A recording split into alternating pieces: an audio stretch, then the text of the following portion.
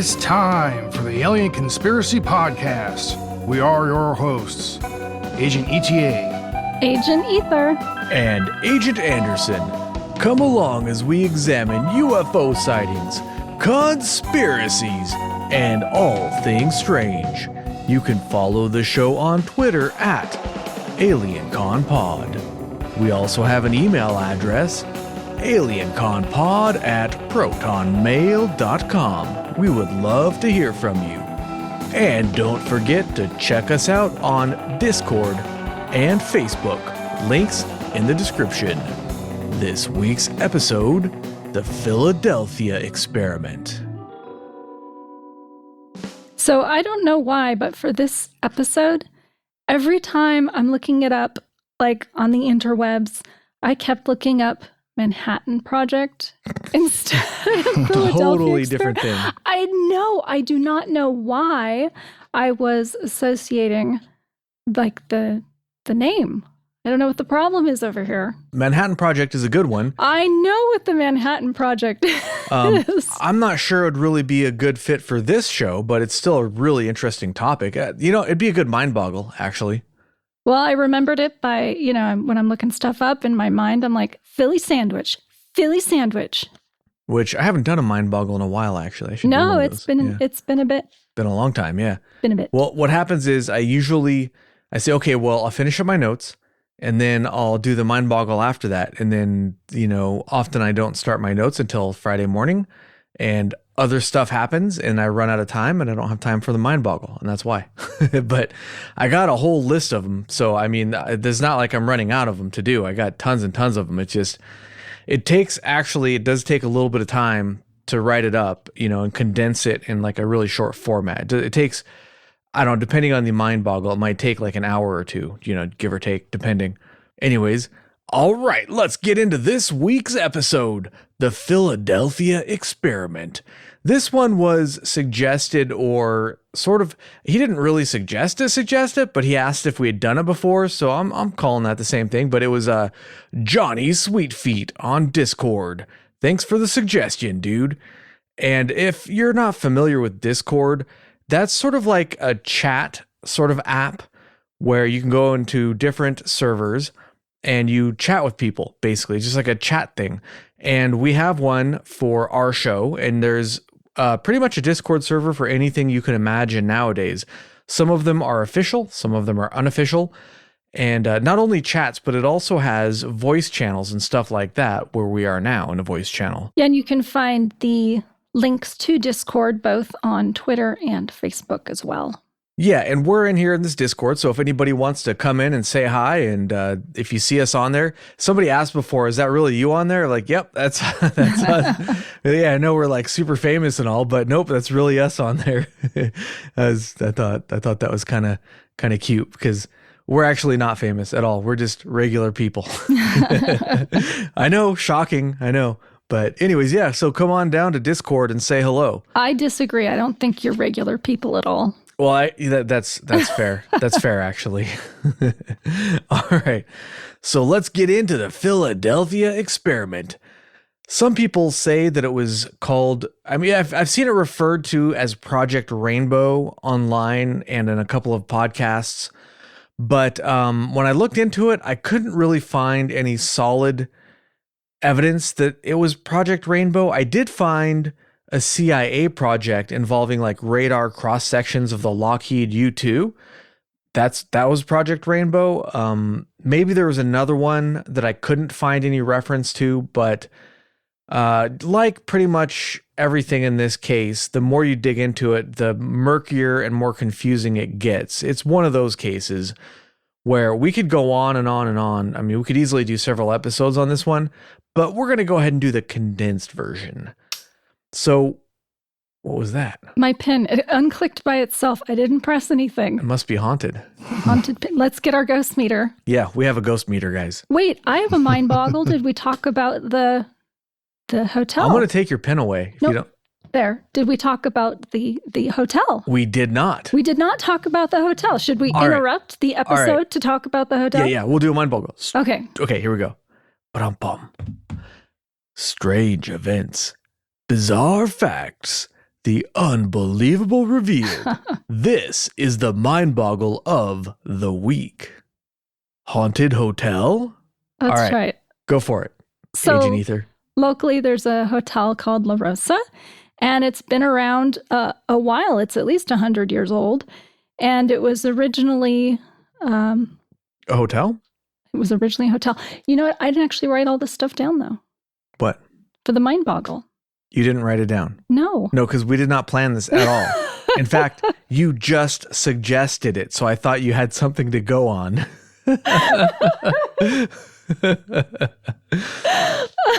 All right, so we went and stayed at this hotel. It's local. It's in town.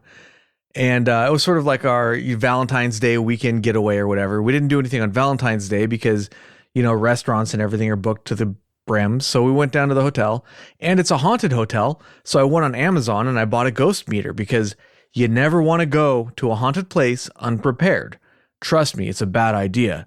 So we go to this hotel. The place is pretty cool. It's, it's got like the decor is, I don't know if it's from 100 years ago, but it definitely gives you like a retro kind of a feel, like it's very old looking. And we go there. The service was great. The rooms were decent. Probably not as nice as you would expect for the price, but this is a tourist trap kind of an area. So that's what you're going to get, what you're going to get. But anyways, I was kind of creeping around the hotel at like midnight with a ghost meter. In pajamas with a camcorder, which I need to review that footage actually, because sometimes ghosts show up on the footage. You can't see them with your naked eye. That's true. Haven't you ever watched those ghost shows? No, I have not watched those ghost shows. It says for entertainment purposes only at the end. Yeah, well, they're lying, okay? They just have to say that for lawsuit reasons. Purposes. Yeah.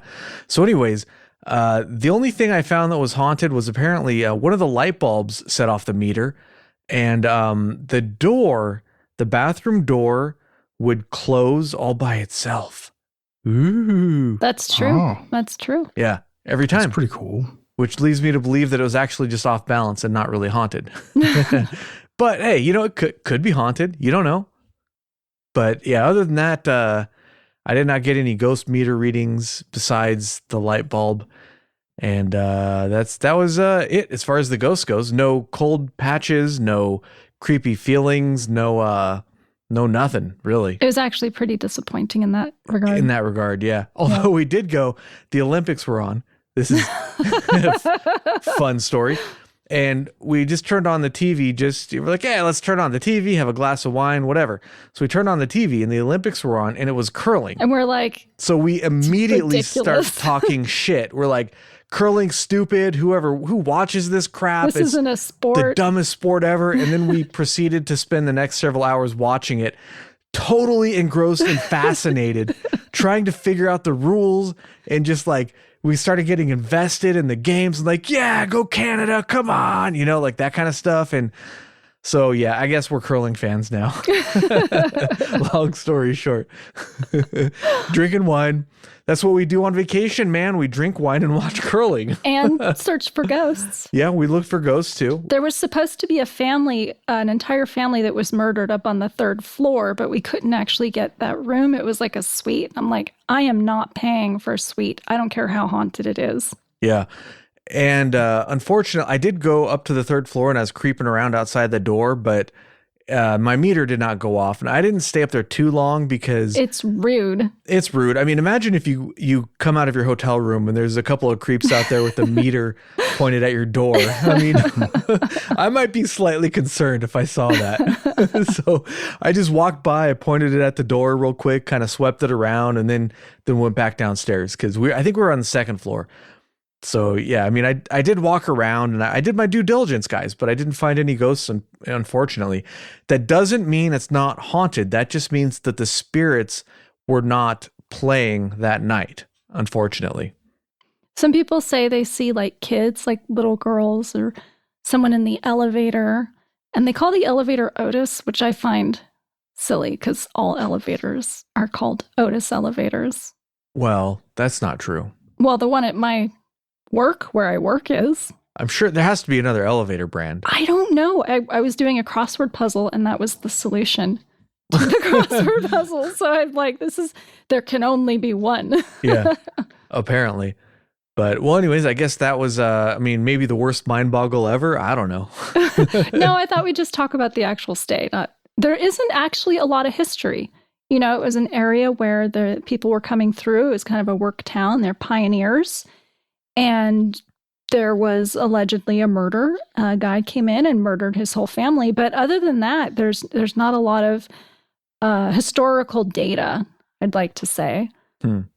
That's basically that's it in a nutshell. So yeah, but it's an original building. It's one of the oldest buildings in that area, and we walked around and looked at the architecture, and I thought that was pretty cool. I like old stuff. And we had dessert at a Thai restaurant. That is a true story. Mango sticky rice. It was delicious, but not haunted. No, the sticky rice was not haunted either. Okay. All right. That was ridiculous. Let's get into the Philadelphia experiment. All right. Now that our audience is bored to tears. I think you're funny. Oh, well, thank you. I appreciate that. All right. Anyways, so we're talking about an experiment that supposedly happened in 1943, or rather a series of experiments. And these were, guess where? At the Philadelphia Naval Shipyard. What they were trying to do, apparently, was make a big giant ship invisible.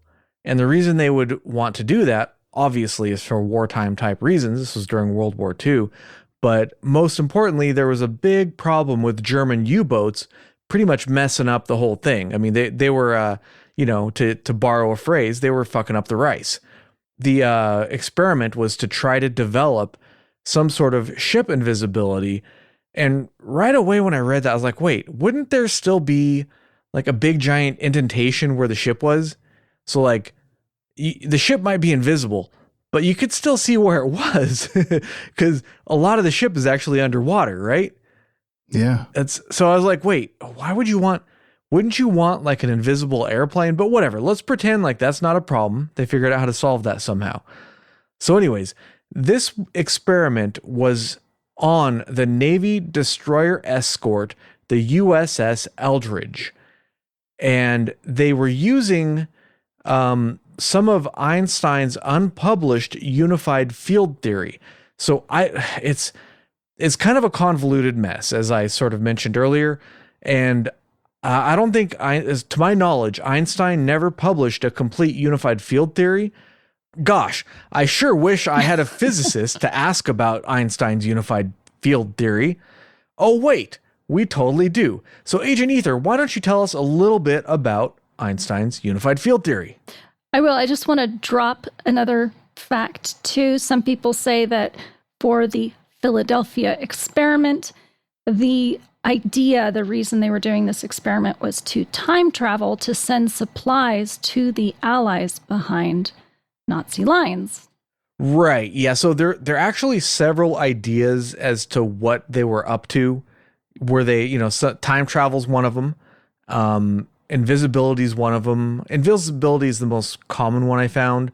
There are a few others, but we won't go into too many of those. No, I just wanted to hit on time travel because that's kind of a big one besides the invisibility. Yeah, I'd say the invisibility, teleportation, and time travel are probably the three major ones.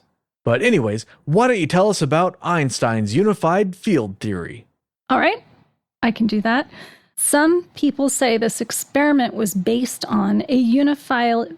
Oh my God. It's your turn. I cannot speak. Can you please edit that all out? Maybe. Nope. Maybe I'll put it over some beats and turn it into like a song. Oh, that'd be nice. Just kind of like loop you stuttering, Please don't. Hold on, I'm going to practice. Unified field theory. I don't know why. I'm just going to call it UFT. All right. Yeah, UFT. Go for it. Which says that everything can be described in terms of fields when forces are interacting between objects. So the unified field theory is kind of like the grand unified theory where you want all the forces that we know about, like nuclear power and electromagnetism and gravity, and you want to explain them all using one type of framework. So Einstein thought that that framework, the thing that was mediating those interactions between the objects, could be described as fields. And specifically, he wanted to combine the theory of relativity with electromagnetism, mostly because it would look very pretty mathematically. No, not really, because it would have real world implications, but it would also look nice mathematically. So the question, then you might ask is, well, what is a field in terms of physics specifically? And it's how you define an object's value at every point in space and time. So a simple example would be if you're looking at a surface wind map and every arrow is assigned a point to describe the speed and the direction. So that would be like a directional field. And you take the next step and you define that vector directional field, how it's changing in time as well, and then it becomes a field. And this is a powerful idea if you want to combine gravity and electromagnetic forces, because then you could use large electrical generators to bend light around an object, which would in fact make it invisible. Right. And we do have some very simple examples of bending light, like with a prism, right? Or even just like like a cup of water or a pool or whatever. If you stick your hand in there or a pencil or whatever, like it looks like it's being bent, and that's light refracting, right? Would that be a very simple example of light refracting? Yes. Kind of? Yeah. No? No, it is. It is? Yeah. So it doesn't look like a straight line anymore. Once you put it in the water's surface, it looks bent because the light is being bent, right? Correct. So the idea would be to do that to such an extreme extent that you would bend the light completely around the ship to make it invisible. Yes? No? Yes? No, yes. Yes? That was a wonderful explanation. Thank you. Okay. Now, what I'm wondering right away is, if you were on the ship, what would that look like? Would you have no light, whatever? Would it just be like black? That's a really good question. I don't know. Or would it look like really weird? Like if you're traveling at warp speed and you get all the lights coming at you at once, and it would just look like white or whatever. Well, you would see a lot of colors, and that's why they call it Project Rainbow. Oh, okay. All right. That checks out. All right. Or maybe it'd be like an Interstellar. Oh yeah, what happened in Interstellar? I remember not liking that movie, but I don't remember much else about it. There was that one scene where he was like going through in between like dimensions or something like that. Oh yeah, it kind of looks like a prism or something. Yeah, Not a prism, like a kaleidoscope maybe. Something like that. Yeah. Yeah, something like that. Maybe it's like that. All right. So like we mentioned, there was a lot of different reasons why they were doing this experiment. One of the ones we didn't mention was anti-gravity. That's another one that it's not as common as the other three we mentioned, but there are probably others too. But anyways, the testing in the summer showed some early success with the ship becoming partially invisible on one of the tests. Some of the crew members after this test suffered from extreme nausea, but the main event happened on October 28th, or maybe the 27th, or maybe the 29th, whatever. It's not exactly set in stone. But anyways, the experiment was successful on that date, but apparently the equipment was not properly calibrated. That's my turn. But that's karma. Yeah, I know, right? But apparently the equipment was not properly calibrated. The ship, again, remember, was the Eldridge. Did I say what the ship name was? Yes, you did. Yeah, okay. Yeah. So the ship was the Eldridge. It once again became invisible, and this time it left behind a green fog, and it disappeared from Philadelphia in a flash of blue light. Which was it? Blue light or green fog? There was both. Maybe it was both. Green frog. Green frogs. Green frogs and blue light. So it disappeared, leaving behind a green fog, and it disappeared with a flash of blue light. and it somehow ended up in Norfolk, Virginia, over 200 miles away. And it stayed there for a little bit. Men aboard the SS Andrew Furseth, F-U-R, wait, what is this? Furseth? Yeah, sorry. Furseth. I don't know. That's kind of a strange name for a ship. But anyways, men aboard the SS Andrew Furseth saw it for a little bit while it was there, and then it vanished again and reappeared in Philadelphia. And maybe it went back in time 10 minutes during that process. I don't know. Nobody's really sure about that, but I did see that account somewhere. All right, so some of the seamen aboard became embedded in the ship itself, merging with the bulkheads or falling through the floor and getting stuck like halfway. Wait. What? Wasn't this a movie? Yeah, they did make a movie about it. They absolutely did, yeah. I remember seeing this movie as a kid, but just the ending and being really confused and freaked out. I think I walked in towards the end of the film, so I had no basis or understanding about what was going on, and I just see these guys writhing in pain. Yeah. It was actually not entirely unlike Event Horizon, except probably not nearly as gruesome and gory. But even though there was a lot less blood, it was still pretty horrific because it was showing people merging with objects, and you'd see somebody's body and face and whatever just kind of gross and merged with a bulkhead, and it was pretty creepy for a kid to see something like that. Yeah, well, and some of the bodies were reported to have been basically reanimated inside out. Right. Yeah. Got to be some quite the monstrosity. Yeah, some people were supposedly just turned inside out, they were just piles of guts and stuff. Ugh. It's more like the movie Doom. Yeah. Based off the game, it's like a scene from a Doom game. Some people went insane, and the people that went insane were carted off to institutions and their families told that they were lost at sea. 2 men were set on fire and burned for 18 days and couldn't be put out no matter what was tried. And that's sort of that one, it's hard to evaluate because they didn't say what they tried, and they didn't say, I mean, you imagine if they're on fire for 18 days, are they screaming and in pain? Because wouldn't they just burn up and die? Or, I don't know, that one didn't make a whole lot of sense to me, but who knows? I mean, none of this stuff does, so I guess anything's possible, right? Invisible ships, people that burn for 18 days, why not? Some people just plain vanished. They just were gone, and we don't know where they went, maybe a different dimension or whatever. Some people began to phase in and out of existence. So they would be there, and then, they'd be conversing or doing anything, like walking or whatever, and they would go away and then they would come back. Some people were frozen in place. There was one story that the men got off of the ship in Norfolk, went to a bar, they got into a bar fight, and during the bar fight, they were phasing in and out of existence.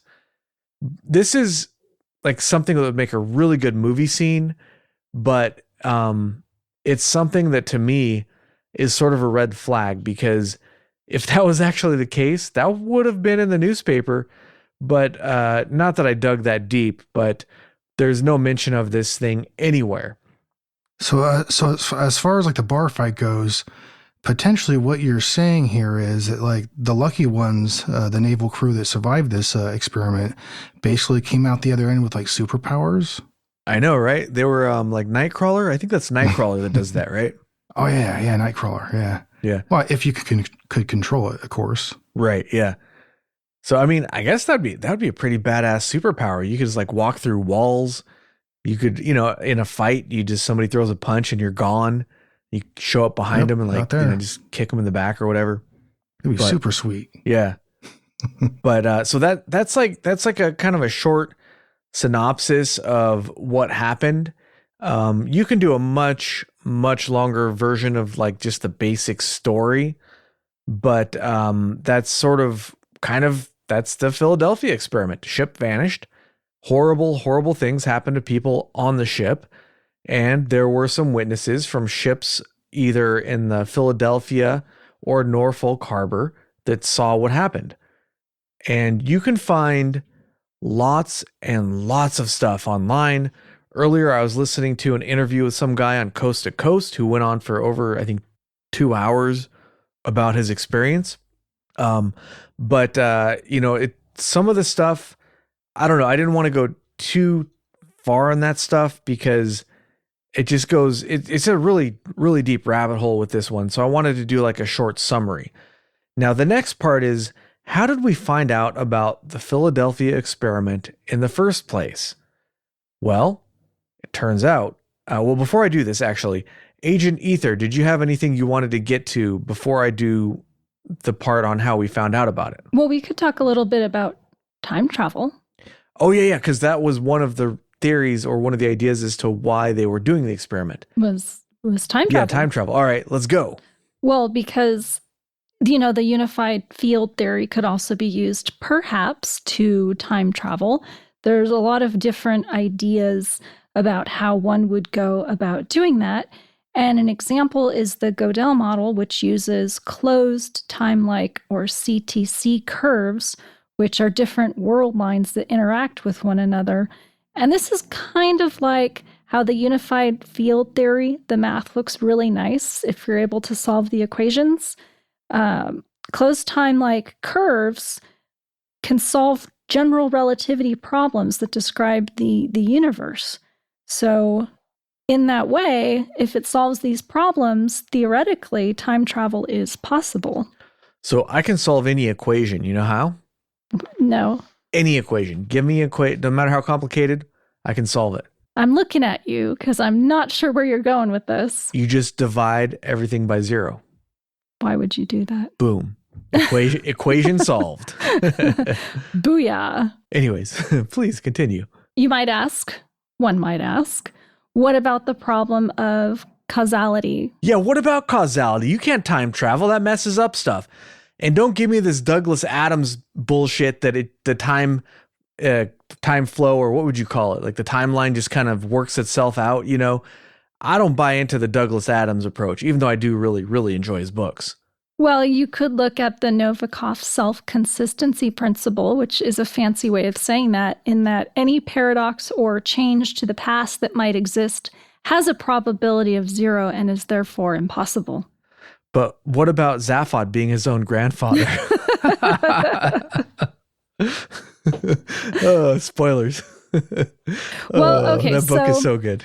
Consider the scenario, the grandfather scenario. Yeah. You can't actually kill your grandfather. Can't? You cannot. Okay, why not? Well, you think you have free will, but that's just an illusion. You need a certain chain of reactions to take place. And we think if we don't do something that we could still do it if we wanted. But that's not true because the world just moves forward. And if time travel was an easy and common thing and the perception of free will was different, we wouldn't consider time so paradoxical at all. So maybe our free will is a reflection of the fact that we're living in a world without these closed time loops anyways. So I don't know what all that means, but Yeah. I was gonna say, man, I don't know what you just said, but that sounded smart as fuck. So let's say it's actually very philosophical, though. It's less mathematical and physical at that point, and more philosophical. But let's say I go back in time and I do something like, let's say I go to London and I put a brick in a pathway that I know somebody's going to stub their toe on it when they're walking by. And just the fact that guy stubbed it, or gal, whatever, or child, dog, I don't know. Somebody's going to stub their toe on that thing, and that's going to completely change their day in some small, insignificant way. But that's going to lead to changes in the timeline. It doesn't, though, because events on any loop, on any closed loops, are guaranteed to be self-consistent. So they influence each other around a closed curve in a self-adjusted, cyclical, and consistent way. But what if I go back and kill my grandfather? We just discussed that. But if I actually had a time machine and I physically went back there in time and I had a gun to my grandfather's head, what would stop me from pulling the trigger? Well, would you? I don't know. Me? No. But there are definitely some people who would. You know, there are people who would. I don't know. I haven't met any. You don't know who I hang out Well, with. and Hey, I got weird friends. You all have right? to ask if these same people who would do this, would they have access to and be able to travel through time? The answer is probably no. And so the likelihood of this event happening is zero. It's not going to happen. No, the likelihood is not zero. What if some drunken person stumbled into a time machine and went back in time? I mean, they've made movies like this, right? I mean, Yeah. It's A mini wormhole. It's possible to go back in time and cause just the fact of you being there and displacing air that wasn't displaced before would violate causality, right? Just in a very, very tiny way, like the butterfly effect or whatever. But what would stop you from going and making mundane changes, whether it would be, spending money or nudging into somebody on the street or something that would have ripples over time, or doing something very, very big, like, let's say, killing Hitler before he came to power or something like that. So I think there's the two basic arguments for this particular model, which I only looked at one particular model because we could do a whole episode on time travel. We should. That would be a really fun episode. So I'm only talking about one model. And in this model, because you're on a closed cycle, then the things that you do are self-consistent. So there is no butterfly effect. The world kind of changes if you make that sort of adjustment. It changes to reassert itself along the appropriate timeline. So that's for small things. And for bigger things, like killing Hitler, it's impossible because it's not probable. And that's how it's described in this particular model. Oh, okay. All right. Well, that's highly interesting. And I definitely want to do an episode, like a whole episode on time travel, because from what I understand, time travel is not just science fiction, but there are some actual, real physics and science theories that say it should be possible, right? Right. That's true. Although, I don't know. It depends on who you ask in the physics world, I suppose. But we have tested one form of time travel that we know for a fact does exist, but that's only forward in time, right? So through relativistic travel, this is something that's been tested with experiments. We know that time passes differently depending on your velocity. And they've tested this by launching stuff into space with satellites and very, very fine-tuned equipments. So if you're traveling faster, time passes differently. You're going to experience time the same as somebody else would. But when you land, you're going to be slightly ahead. I mean, not really slightly ahead, but time passes. How would you describe that, right? We're talking about Einstein's theory of relativity here. We actually here. discussed this on a previous episode, how astronauts age slightly differently than people here on Earth once they land. Right. We're talking gazillionths of a second, so it's not something you're ever going to notice. Yeah, not going to measure, But like if you're going like 90% the speed of light, and you went out for a year and you came back for a year, for you 2 years have passed. But for people on Earth, it would be a lot more than 2 years. Yeah. It might be like 500 years or something. Right. And they've tested this. This is a fact. So we know for a fact, with the right ability, like if we could travel very fast in some kind of rocket or other machine, then you could actually travel forward in time. But I've never heard anything that would allow you to travel backwards in time. And that would be the really interesting thing to do, because you can go forward in time. You're not going to violate causality. And that's really, for me, the interesting thing is, how would you be able to go back in time and not violate causality? Because it's just not possible, right? If you go backwards. Anyways, that's a whole other episode. But I just wanted to mention that it is, according to our current understanding of physics, it is absolutely 100% possible to travel forward in time. We've tested it and proved with experiments that this happens, which is just kind of blows the mind. So I don't remember the movie with the Philadelphia experiment. I only remember the ending, but I was reading that in the movie that was made in 1984, there's these two experiments and they're connected through this time wormhole. and the generators on the ship kept the portal open as it sucked in matter from the past. Huh. So Yeah, the people back then don't need it anymore. I almost wish I'd watched the movie, but to be honest, I'm traumatized from, Yeah. I mean, I was young then, but apparently this was part of the inspiration for Stranger Things. Really? This Okay. this specific movie. I mean, there were other things too, but yeah, I read that was one of the inspirations for Stranger Things, specifically the this upside down portal. So one thing to mention real quick that is completely unsubstantiated, but I did hear on another podcast, they mentioned that when the movie came out, the Navy tried to block the movie from release in American theaters. But I was like excited about that because that makes the whole thing really interesting. It's sort of like if they're trying to stop it from coming out, there's two possibilities in my mind. Either there's really something to it that, you know, there really was some sort of experiment with this sort of stuff, or they're trying to block it as some sort of psyop to convince our enemies that this thing actually happened when it didn't really, to lead them on a false trail. But either way, if that happened, that would be really, really interesting. But unfortunately, I couldn't find any mention of this anywhere. So it appears to be either what I was listening, I won't mention them because I don't want to put them on the spot, but either they have a source that is unreliable or something that I couldn't find, but it may or may not be true. But I was not unable to find whether or not the military actually tried to block this, but that would be really interesting if they did. Unfortunately, I couldn't verify it. But anyways, please continue, Agent Ether. Well, I don't even, let's see, notes, wormhole movie. Oh, so. Yeah, you were talking about the movie. You're talking about Stranger Things. Yeah, so another way to make a ship invisible, tying it back to the Philadelphia experiment, would be to create a wormhole into the future. So you just have it travel in time? Well, yeah, that would be one of the ideas, is that the ship is actually traveling through time in a wormhole to the future. I guess that would make it invisible if it wasn't there anymore. Yeah. Nope. Okay.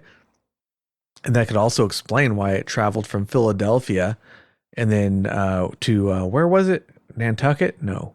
Where did I say? Denmark. No, it wasn't Denmark. Norfolk.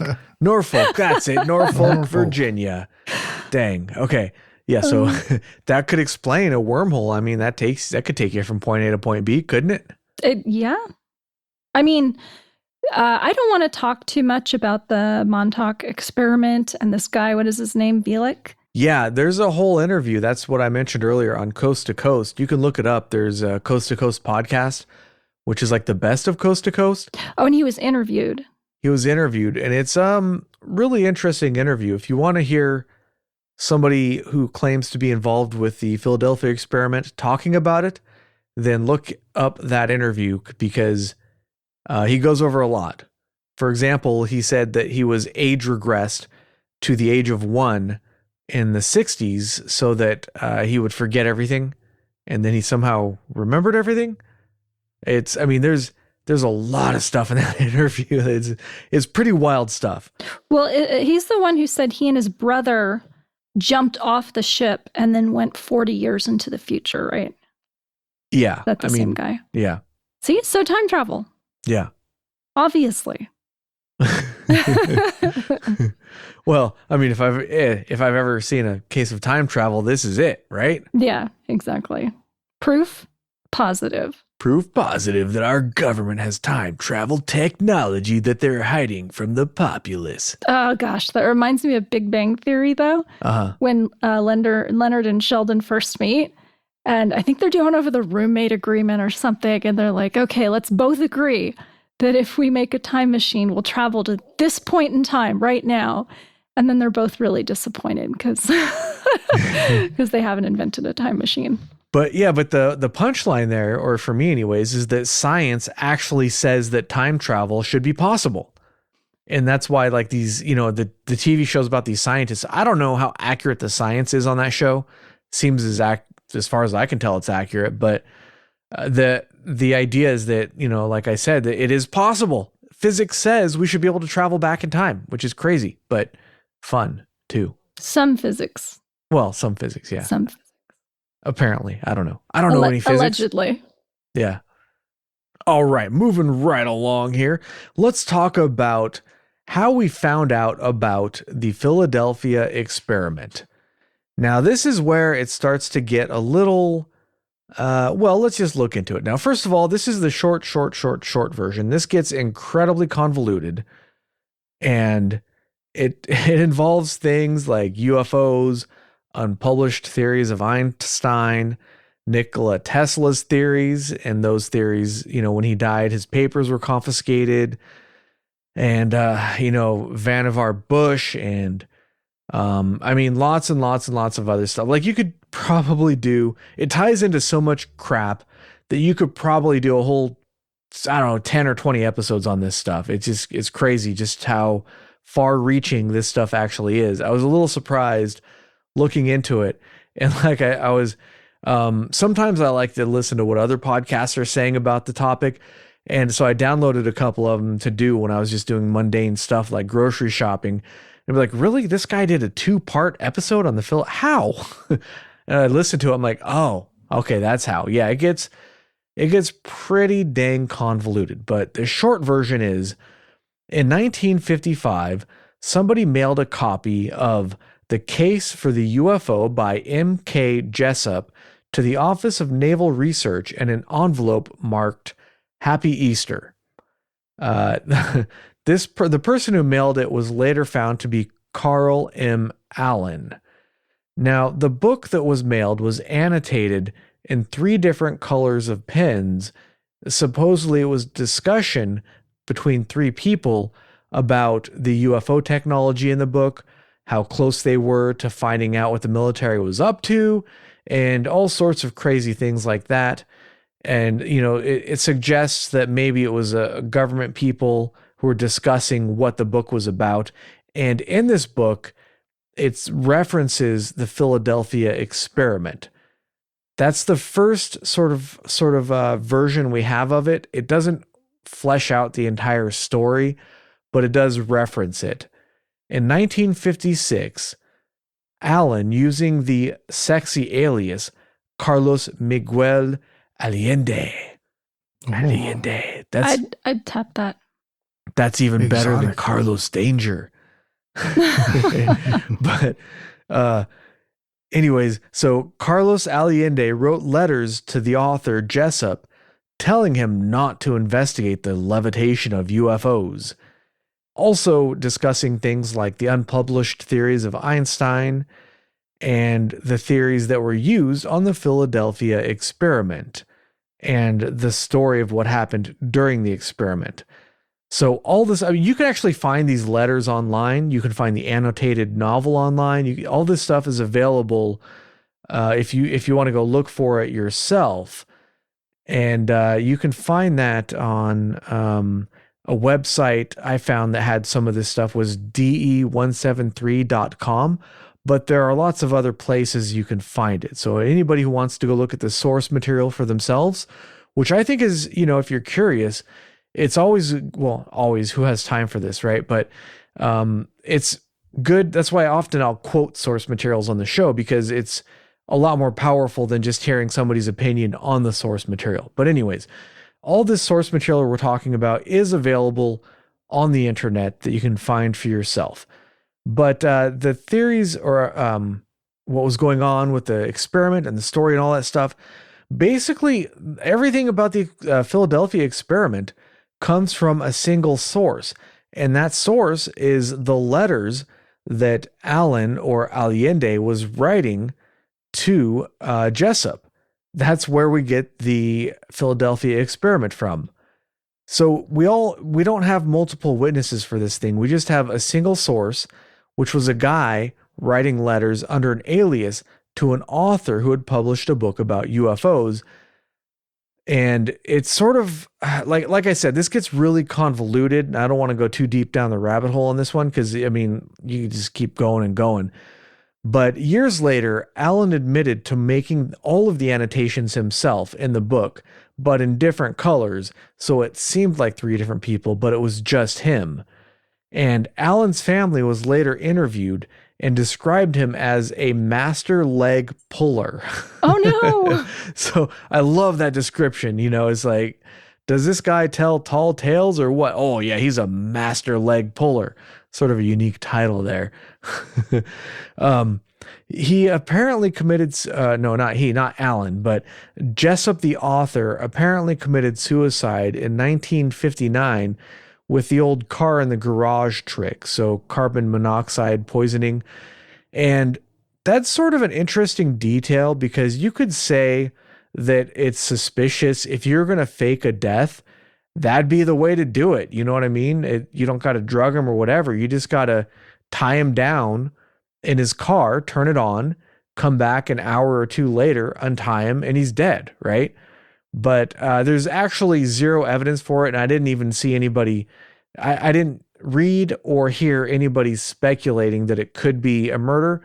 But to me, when I see that, I'm like, if I was the government and I was going to kill somebody, but no, I don't think there's really any evidence for it. It's just sort of food for thought. But Allen himself, or Allende, went on to do a few interviews, but not that many. He wasn't really that public of a figure. He eventually recanted the story, but then he unrecanted the story and eventually died in 1994. So that's like I said, that's the short version. And you could do several episodes just on this convoluted story of what happened, talk about all the letters, what were in the letters. So there are actually some really interesting stuff in the letters. And like I said, it touches on different things like potentially like technology from like Nikola Tesla and a lot of different things like that. But because, I feel like this one is very, very provably a hoax. I didn't really want to dig into all that stuff all that much because at the end of the day, it's probably all made up. You could say that he recanted his stuff because, you could say, well, the government made him do it, or it was all true and he just was afraid of something or other, or he recanted because he didn't want to be in the public limelight or whatever. Like the fact of him recanting in and of itself doesn't necessarily prove anything. There are reasons why you might say something truthful and not recant it. But when you look at the totality of the whole case, it just doesn't really add up that much for me. So to get to some possible explanations of the experiment itself, if you want to take the testimony as being somewhat real, there were experiments that we know about for sure involving degaussing ships in the Philadelphia harbor. But the reason they would degauss the ships would be to make them invisible to magnetic mines, not invisible to light. And also these degaussing experiments, or degaussing, basically demagnetizing, these experiments would not have any sort of visual effect. You wouldn't be able to see that it was going on at all. It probably wouldn't even make any noise. Maybe if you were close up, it would make some clicking. I don't know. But there are also some pretty big problems with this story. For example, we have all the logbooks from the USS Eldridge. They're on microfiche or film. You can look them up. It was commissioned, the USS Eldridge was commissioned on August 27th, 1943, and was in port in New York City until September. And we have the logs, like I said, on microfilm. And during the time of the Philadelphia experiment, especially in October, it was in port in New York City. We know this for a fact because the logs were there. So they would have had to forge these logs to say it was there when it wasn't really. And I just don't see that happening. If they're going to experiment on a ship, they're just going to experiment on it. They're not going to have the logs publicly available at all. You're not going to be able to find those logs at all. You're not going to know where that ship was during that time. It'll be classified, but it's not. We know where it was. And I just don't think that's how the military really operates. Yeah. Well, and one thing also is if this thing was so top secret, why didn't they do the experiment at more of a top secret site? Right. Yeah, Yeah, that's I mean, without a bunch of prying eyes all around, you know? good point. Yeah, I didn't think about that, but that is an excellent point. The but as the military often does, they say some strange things. The Office of Naval Research, when asked about the Philadelphia experiment, said ONR has never conducted investigations on radar invisibility either in 1943 or at any other time. And you know, that is sheer and utter bullshit because I know for a fact that they have ships that are designed to be invisible to radar because I've seen the pictures. Yeah. I know they Yeah. exist. We know about these ships. So the fact that they say something that's provably false, and we've talked about this before in other shows, how the military will say this, it's almost like they're trying to egg us on because we know they're lying. We know they're lying. So they're trying to, I don't know, dude. I think stuff like that, they're kind of trying to maybe misdirect foreign powers to maybe look into something that is false or maybe something that's completely made up to waste resources. Because why would the Office of Naval Research say something that is very easily provably false? Easily. You can Google it. I forget the exact name of the ship I've read about or the ships I've read about, but they definitely have ships that are designed to have a smaller or no radar signature. I mean, it's easy. Just take 5-second Google search. No problem, right? Anyways, in 1999, there was a reunion of Eldridge veterans, and I guess they were interviewed by a Philadelphia newspaper, and they said that their ship had actually never made port in Philly. So that's kind of interesting.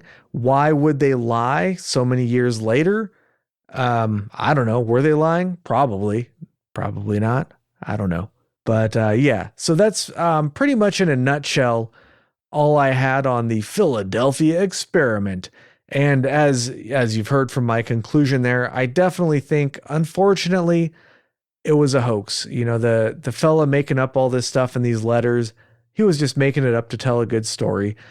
There are other witnesses that have been interviewed, like we mentioned earlier, and there's so much more to this case, and it makes a really good story because it appears that I mean, if you ignore the problems with the story, like the fact that the logbooks or the whatever say that the Eldridge was not in Philadelphia, and the people from the ship saying that it was never in Philadelphia, and you know, some of the problems like this, if you ignore some of these things, it's a really good story with some really interesting witnesses, and you go listen to them, not just read, but if you listen to them tell their stories, they sound like they don't sound like they're lying. They sound like they're telling like something, even no matter how wild the story gets, they still seem genuine. So they're really good actors, I suppose. But there's certain facts that are just really hard to explain and lead me to believe that this is probably a hoax, unfortunately, because it's such a good story. Any final thoughts, Agent Ether? Well, I kind of want to go watch the movie now. Yeah, we should do that. Yeah, that'd be fun. That's kind of my plan. All right. Agent ETA, final thoughts? Yeah, I think I kind of line up pretty much right along with you also. I mean that ship was built that year, and it also had a pretty decent career after that. And it was actually it was later donated to Greece, I think. I doubt they donated it, but yeah, Greece. I think Greece bought the ship, and well, it was part of the Mutual Defense Act or Assistance Act. Okay. Yeah, and yeah. But anyways, freaking. I mean, you would expect with all the tales of people being fused into the ship and people like phasing down one level and then getting their arm like fused into a wall or something like that. Well, first and foremost, if that is true, I feel sorry for a lot of the people, but like that person definitely lost a hand or part of an arm, But I mean, if that would happen, there would be damage to the ship where they would have repaired whatever happened, and I've never heard any accounts of that. Well, that's why they apology in advance for this, but that's why they donated. That's why they gave the ship. Why would you give away a perfectly good steel battleship cruiser thingy, whatever it was, is a battleship escort? Because do you know how hard it is to get semen out of bulkheads? Oh my God. That's why they gave it away. Okay. Sorry. I had to. I couldn't help myself. But anyways, all right. Is that all you fellas have for this week's episode? No, Yeah, Agent Ether? yeah. I'm shaking my head at you and only you. I couldn't help it. I had to. Did you have that pre-prepared or did it come to you suddenly? No, I mean, I think actually I've heard similar jokes on other podcasts, but like I wasn't planning on making those jokes because other people made them, and I was like, it's such low hanging fruit, you know. So I was like, I don't think we're gonna talk about the semen because it's been done to death, you know. And yet, But I couldn't help myself when, you know, I didn't realize the ship had been given away. I didn't read that anywhere. And Agent ETA mentioned that, and I was like, oh well, I guess the reason why they gave it away, you know. Such a guy thing to say. Yeah, it is. You know? Makes sense to me. Yeah, it totally checks out. Why else would they give away a perfectly good ship, you know? Turn it into a cruise ship for tourists, sell it for razor blades or whatever, you know? That thing's worth money. Why would you just give it away? But anyways, all right. So that about wraps it up for this week's episode. Thanks for listening. If you enjoyed the show, you could really help us out by leaving us a good review wherever you listen to podcasts and suggesting the show to your friends. Keep it strange.